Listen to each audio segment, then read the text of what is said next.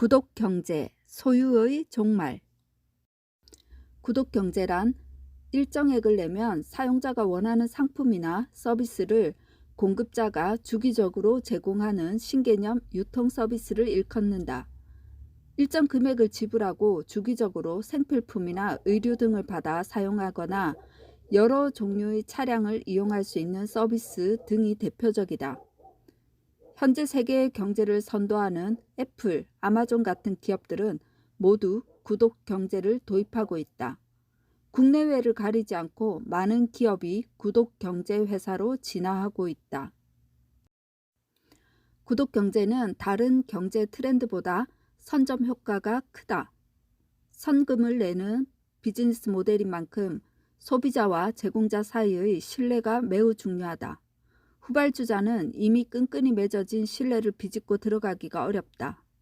상위 1% 기업들이 앞다투어 구독 경제를 도입하는 배경에는 이런 선점 효과가 있다.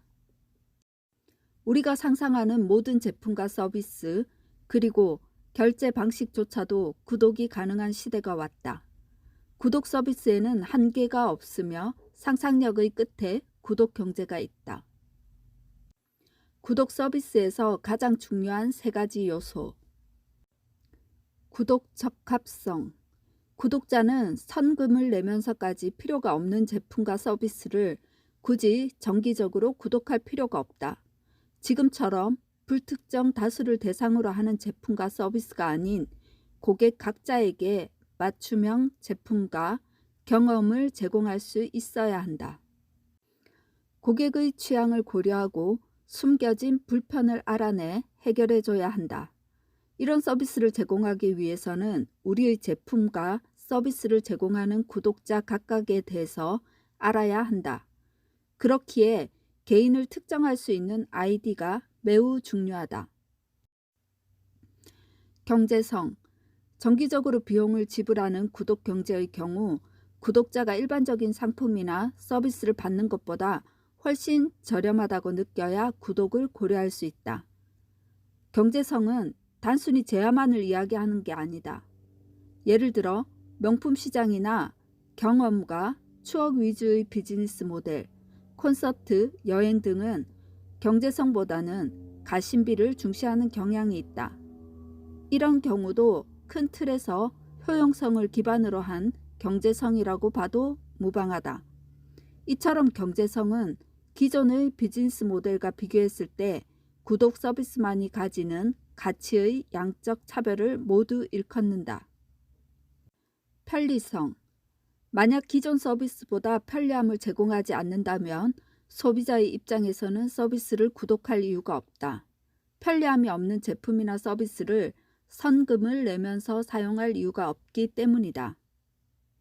앞서 설명한 세 요인을 조합하면 구독 서비스는 구독자가 원하는 때, 원하는 제품 혹은 서비스를 합리적인 가격으로 편리하게 제공해야 한다. 공유경제와 구독경제의 차이. 공유경제는 기본적으로 생산된 제품을 여럿이 공유하는 것이고, 구독경제는 효율을 기반으로 한 개인별 맞춤형 서비스를 이용하는 것이다.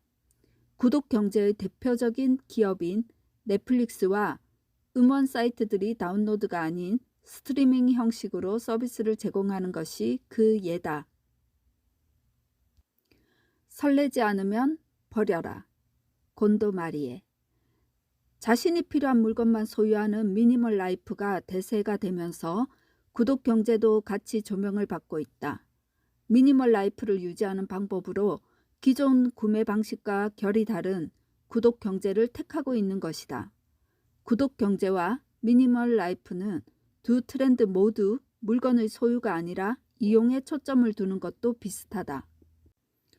당연히 미니멀 라이프가 대세가 될수록 사람들은 기존의 구매 방식에서 한계를 느낄 것이고 구독 경제는 점점 더 많은 영역으로 확장될 것이다. 한 발 앞서 나간 아마존.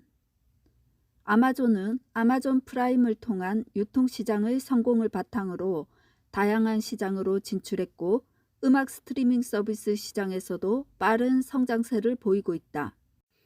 아마존은 2020년 초 음악 스트리밍 서비스 아마존 뮤직의 이용자가 5,500만 명을 돌파했다고 밝혔다. 세계 1위인 스포티파이와 애플 뮤직에 이어 3위에 이르는 수치다.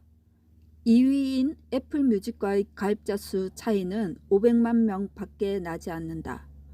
최근에는 미국, 영국, 독일, 일본 등에서 아마존 뮤직 사용자가 50% 이상 급증했다. 2020년 아마존 약국을 개설해 병원에서 처방한 의약품을 고객에게 배송하는 서비스를 개시했다. 소비자가 의사 처방전을 업로드하면 약을 제조해서 배송해준다. 시중의 약국과는 달리 소비자는 다양한 제약사들의 약을 비교해서 구매할 수 있다. 아마존 프라임을 기반으로 한 사업의 다각화는 의류 분야도 이루어지고 있다. 2017년부터 아마존은 프라임 회원들에게 아마존 옷장이라는 서비스를 도입했다. 약 7개 정도의 옷을 고르면 집으로 배달이 오고 입어보고 만족스럽지 않으면 반납하는 서비스다. 일반적으로 이런 서비스를 하면 할수록 손해가 더 커질 텐데 아마존은 굳이 왜 이런 서비스를 하는 걸까? 이는 데이터를 확보하기 위한 장기적 투자이기 때문이다. 고객이 좋아하는 것과 싫어하는 것을 선택했다면 선호도를 명확하게 알 수 있다. 아마존은 예전부터 구독 경제를 관통하는 핵심 중 하나인 아이디를 정확히 인지하고 있다. 당장은 손해가 발생해도 맞춤형 데이터와 쌓아놓은 노하우를 이용해 더욱 큰 확장의 기회로 만들 수 있다. 실제로 아마존은 이러한 데이터를 바탕으로 남성들을 위해서 스타일링에 맞게 자동으로 옷을 추천하여 주는 퍼스널 쇼퍼 서비스를 2020년 9월부터 시작했다. 아마존 옷장에서 쌓은 데이터를 기반으로 소비자들에게 맞춤형 서비스를 제공하는 것이다. 당연히 소비자들의 만족도는 올라가고 아마존에 대한 충성심도 같이 올라갈 것이다. 아마존은 소비자들이 아마존을 이용할 수밖에 없도록 이라는 슬로건을 내걸고 구독 서비스를 통해 소비자들을 모으고 있다. 이처럼 이제는 고객이 니즈를 말하기 전에 먼저 제시할 수 있는 상상력이 필요한 시대다. 디즈니, 넷플릭스와 전쟁 시작. 디즈니가 2019년 11월부터 동영상 스트리밍 서비스 디즈니 플러스를 시작한다고 발표했다. 동영상 스트리밍 구독 서비스를 본격화하면서 OTT 시장의 세계 1위 넷플릭스 아성에 도전한 것이다. 디즈니는 토이스토리를 만든 픽사, 어벤져스의 제작사 마블, 스타워즈로 대표되는 루카스필름, 내셔널 지오그래픽까지 보유하고 있는 세계적인 IP 부자 기업이다.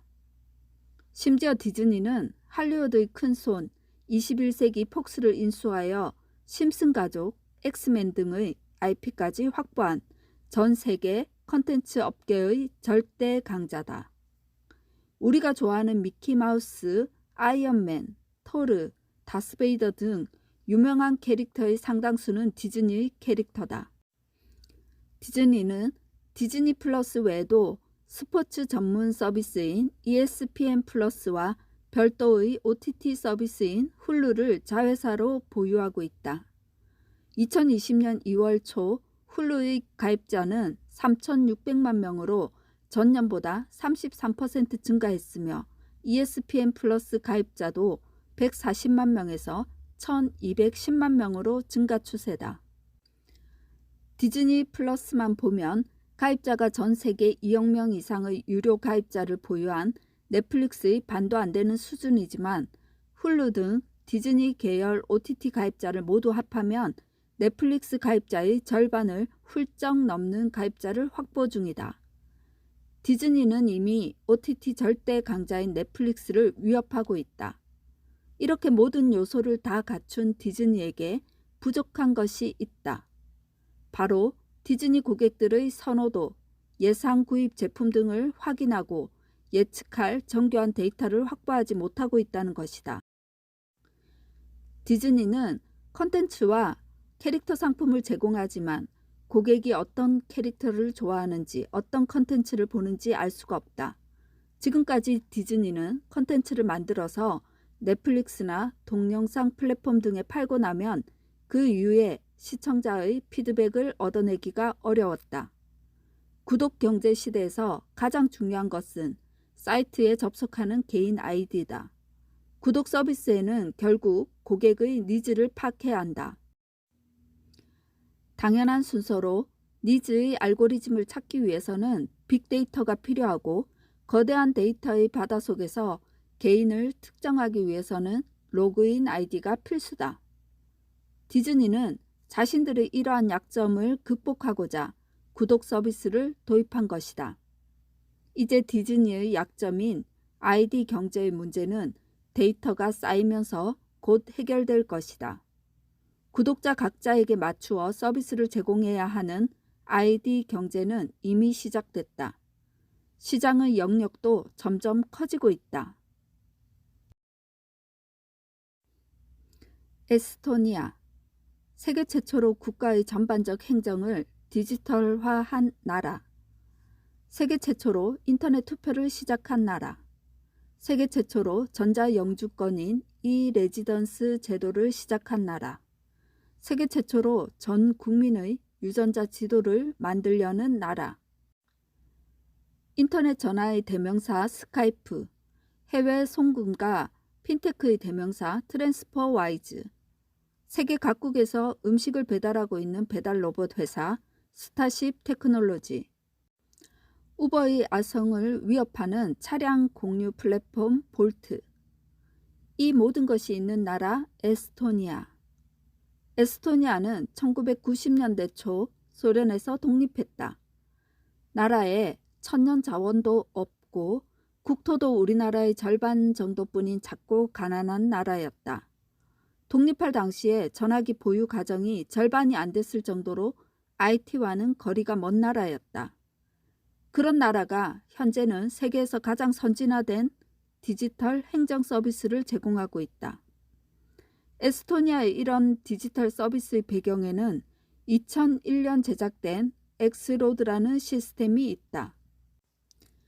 엑스로드는 국가와 민간의 DB를 연결해주는 정보 공유 디지털 시스템이다. 대단한 점은 엑스로드가 정보를 담는 중앙 서버 없이 여러 데이터를 분산 저장하는 블록체인 방식을 취하고 있다는 것이다. 엑스로드는 에스토니아 국민들의 삶에 많은 변화를 가져왔다. 에스토니아 국민은 태어나면서 출생병원에서 디지털 고유 번호를 받고 엑스로드에 등록된다. 엑스로드에 등록된 고유 번호를 가지고 금융, 의료 등 대부분의 국가 행정 서비스를 받을 수 있다. 엑스로드로 가능해진 서비스는 금전상의 이득뿐 아니라 에스토니아 국민들의 삶도 편리하게 해주었다. 에스토니아에서는 도서관, 병원 등 다양한 공공기관에 방문할 때 아무것도 가져갈 필요가 없다. 그저 자신의 고유 번호를 말하기만 하면 된다. 구독 서비스를 제공하는 회사는 구독자와의 신뢰 자본이 축적돼야 한다. 구독 서비스는 먼저 돈을 지불하고 제품이나 서비스를 받는다. 즉, 소비자는 선금을 내는 것이다. 그것도 지속적으로 말이다. 그러므로 기업은 구독자들에 대한 장기적인 안목과 투자가 필요하다. 투자 비용에 대해서 너무 의식한 나머지 구독자를 유지하는 비용을 줄이면 구독자는 기업의 변한 분위기를 감지하고 떠나갈 것이다. 구독 서비스 회사는 항상 장기적으로 구독자를 봐야 한다. 구독 경제 시장의 경쟁은 나날이 치열해지고 있다. 수많은 기업이 유사한 서비스와 상품을 가지고 구독 서비스 시장에 뛰어들고 있다. 구독 경제 생태계 역시 소수의 승자만 살아남는 치킨 게임이 될 여지가 충분하다. 구독 서비스를 시작하는 창업자라면 단순히 물건이나 서비스를 제공하는 것이 아니라 구독자를 평생을 함께할 반려자라 생각하며 구독 비즈니스 모델을 만들어야 한다. 상위 1% 기업들이 선택한 구독 경제로 당신의 부를 구독하라. 여기 소개한 내용 외에도 전 세계 구독 경제에 대한 다양한 예제들이 이 책에 수록되어 있기 때문에 구독 경제에 대한 관심이 있는 분들이라면 직접 책을 읽어보시기를 추천드립니다. 감사합니다.